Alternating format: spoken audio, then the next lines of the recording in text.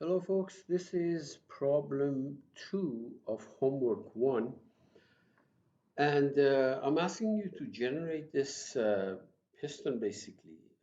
I noticed that something is missing here. There's a dimension missing here, but that's okay. We'll make a decision on what to use later on. But uh, there are many ways of doing this problem. Many ways of doing the problem. So here is how I approach it. Let's start with the part file.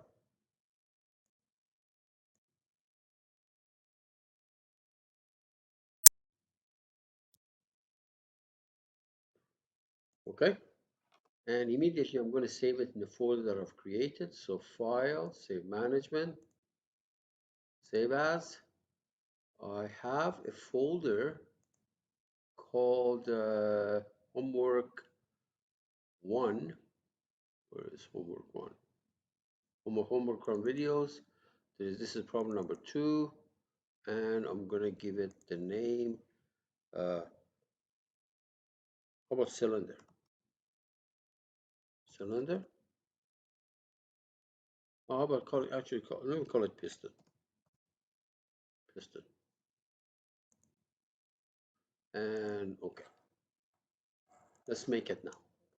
So on that vertical plane, I will sketch something that looks like so.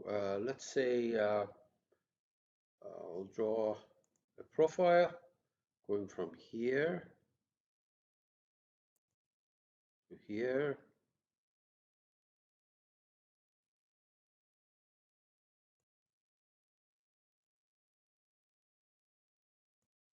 We'll dimension it in a minute. Something like this.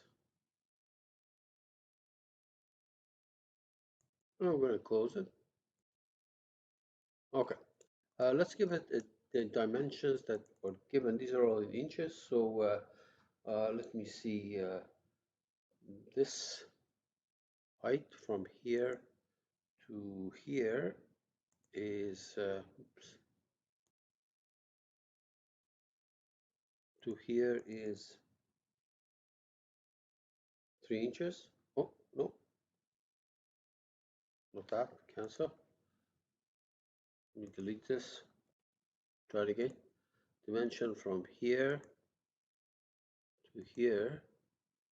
I think it says 3 inches. Yeah. Some of these dimensions, by the way, may be missing. That's okay. Just make up your own. Don't do it on the test, but here you can make your own. So this thing from there to there is 0.3. All right. And I believe this is 2 inches. The radius of this piston is 2 inches. Okay. What else do we know here? That's pretty much it. Maybe, okay, maybe this is 0.3 also. This is 0.3. Yeah.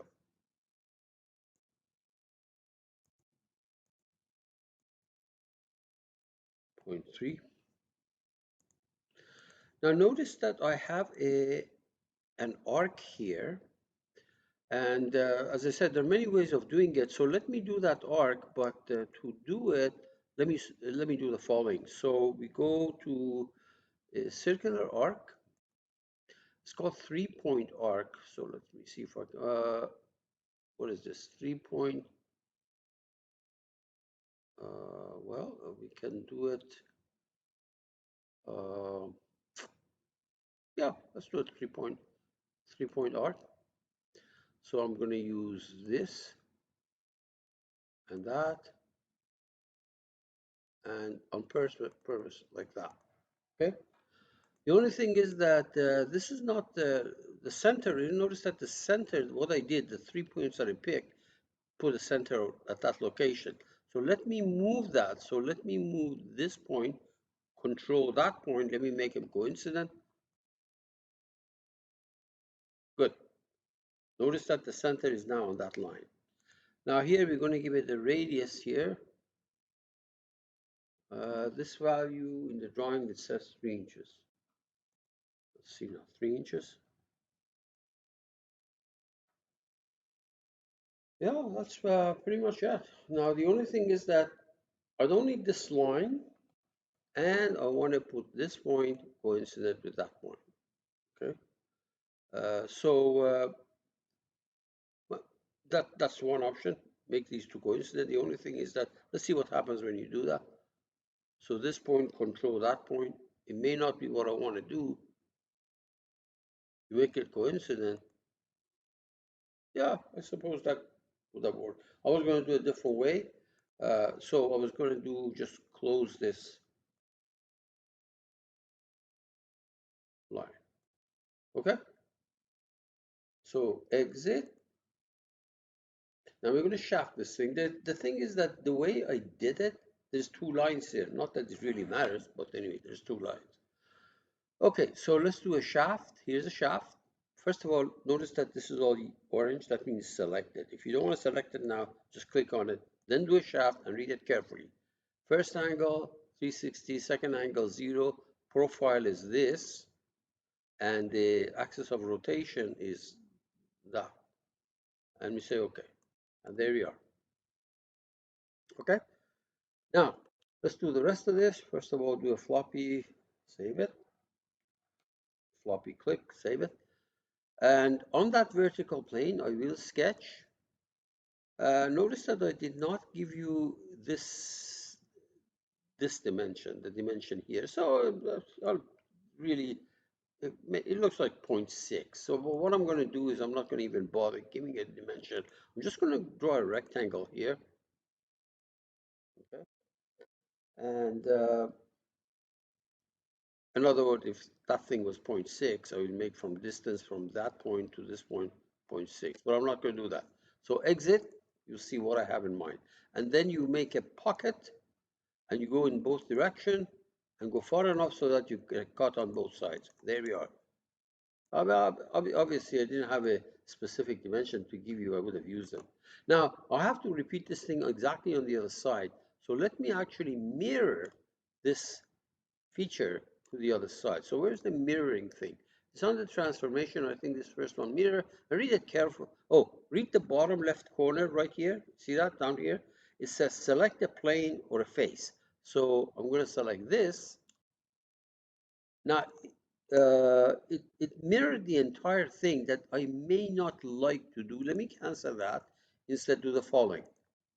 Select the pocket and mirror it.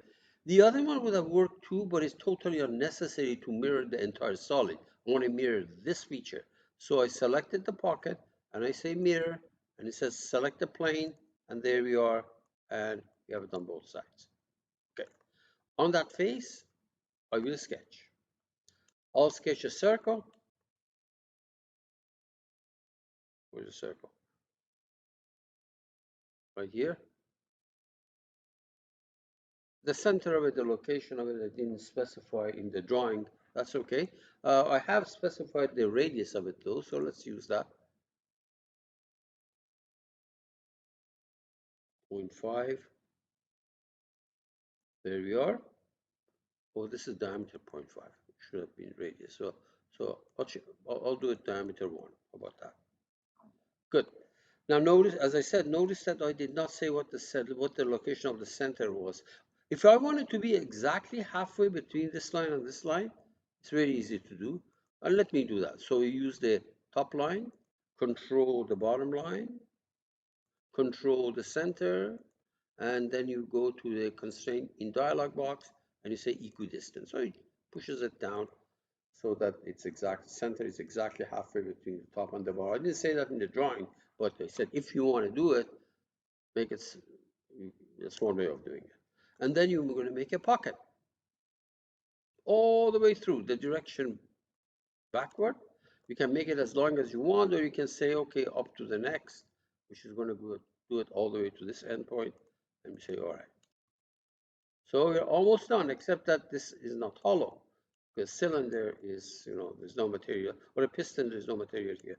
So let me do this thing by operation called shelling, the shelling operation, okay? So let me take these out. This is a very important toolbar. We haven't used it yet. And you can put a surface fillet, edge fillet, etc. But there's this thing called shelling. And that means remove material. So let me, first of all, make the thickness of this piston to be, let's say, point, point one, and then we change it if needed. And then it says first face to remove. If I just say face to remove this, look at, see what happens. It does this. It doesn't remove this. So let's go ahead and make include in the faces to remove this also, two elements. And now say OK, right there. See that? Later on, later on, I mean,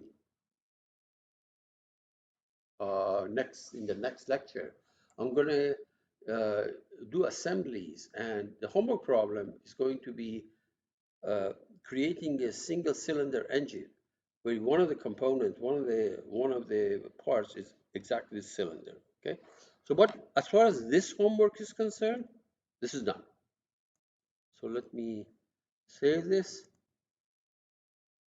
and stop the taping.